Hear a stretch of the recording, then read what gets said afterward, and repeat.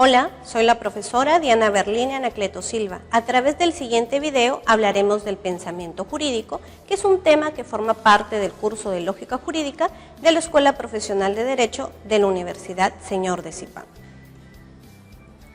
Nuestro objetivo es conocer la estructura del pensamiento o razonamiento jurídico. Como sabemos, el proceso cognitivo está compuesto por el concepto, el juicio y el razonamiento. En este video nos abocaremos a estudiar la importancia del razonamiento.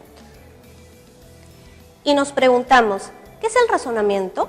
El razonamiento es la operación mental mediante la cual de dos o más juicios conocidos inferimos otro desconocido.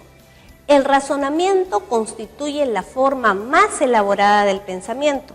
Por ello se considera el medio por el cual el hombre hace ciencia. Debemos recordar que el concepto no es más que una abstracción. El juicio solo afirma o niega la síntesis de dos conceptos sacados de la experiencia. En cambio, en el razonamiento, el hombre, a partir de datos conocidos experimentalmente, llega a conocimientos nuevos, es decir, lleva la intención de progresar, de avanzar hacia algo nuevo, con base a lo ya establecido. Y nos preguntamos, ¿cómo razonamos? El razonamiento es un proceso intelectual, un discurso lógico, con todo lo que ello implica de sucesión, de progreso a través del encadenamiento de juicios para llegar a una conclusión. Lo propio del acto de razonar no consiste en poner juicios, premisas y conclusiones, ni siquiera en pasar del uno al otro, sino en ordenar estos juicios, premisas y conclusiones de tal modo que se encadenen o se relacionen por un lazo necesario que haga ver su dependencia. Para que haya razonamiento se necesita que los juicios que se encadenan dependan los unos de los otros. No se razona por razonar, sino por concluir. El fin del razonamiento es la conclusión. El razonamiento, como proceso intelectual conclusivo, no está vinculado solamente al mundo exclusivo de la lógica, sino que trasciende la vida intelectual, común, científica, filosófica o de cualquier otra índole.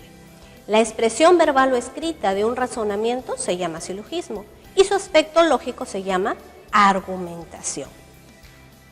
Ahora nos preguntamos, ¿cuál es el objeto del razonamiento jurídico? El objeto que constituye la materia del razonamiento jurídico no es una cosa, no es un ente vivo, no es el hombre en sí, sino su conducta, los hechos y actos abstraídos del hombre. Por ejemplo, así el deudor es el que debe pagar, debe por lo tanto realizar la acción de pagar. El dañador es el que debe reparar y la reparación es la acción de obrar o de hacer según sea el caso para que se produzca el resarcimiento o para que las cosas vuelvan al estado anterior. La finalidad del derecho es dotar de normas para que exista una convivencia pacífica entre los hombres. Por ello, en un proceso, cada parte por su lado afirma una verdad y es posible que existan varias soluciones razonables, situación que no tiene nada de raro, si partimos por reconocer que a un mismo hecho las partes suelen alegar distintas normas con consecuencias disímiles e incluso tratándose de una sola norma aplicable, son posibles diversas interpretaciones válidas bajo distintos métodos. ¿Y qué es lo que se busca en un proceso? El proceso busca llegar a la verdad, que es lo que las partes anhelan. Claro que esa verdad formal no siempre va a coincidir con la verdad material. Tiene mucho que ver los argumentos de las partes, como las pruebas que ofrecen, pero siempre decimos que a través del proceso buscamos la verdad, o por lo menos lo más aproximado a los hechos. Puede ocurrir que tengamos la razón, pero no podemos probar o que no hemos aportado los elementos necesarios para ellos. Los justiciables no siempre se conducen por los cauces de la razonabilidad y no pocos suelen introducir sofismas en su argumentación. Por eso, la sentencia que se emita debe contener argumentos razonables que justifiquen la decisión, es decir, sostenerse en base a los argumentos que contienen las premisas. El doctor Olsen Girardi plantea que el razonamiento judicial puede ser considerado desde dos puntos de vista, desde un aspecto sustancial y desde un aspecto formal.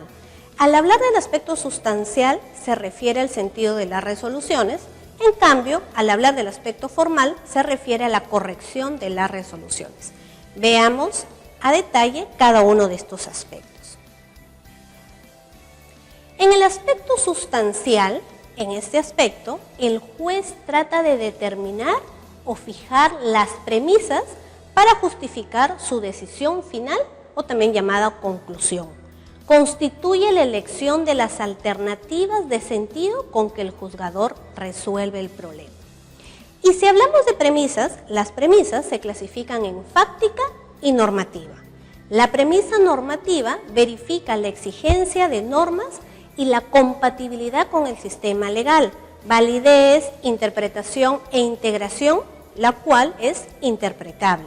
En cambio, la premisa fáctica verifica la vinculación del hecho probado, es decir, la vinculación entre el problema y la prueba, y la conducta del sujeto, es decir, el problema y la calificación de esta conducta, y es esta la que está sujeta a valoración. Calificar una sentencia solo como un silogismo judicial es ver solo la última parte de la labor del juez, dejando de lado que la parte más laboriosa consiste en fijar las premisas del silogismo. Al momento de fijar estas premisas, no debemos olvidar que los hechos deberán estar probados, es decir, la premisa fáctica, pero en la premisa normativa puede haber varias interpretaciones, aplicación de diferentes criterios o teoría, lo cual es válido si está debidamente sustentado. Ahora, en el aspecto formal, en este aspecto se examina la corrección lógica.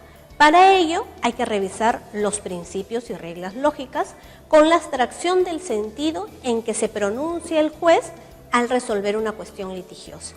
Los principios lógicos en el proceso de llegar a la verdad son de indubitable aplicación si se quiere garantizar la legitimidad y la corrección de las decisiones judiciales. Estoy segura que el desarrollo de este tema será de utilidad para ustedes. Estamos en contacto a través del aula virtual. Nos vemos.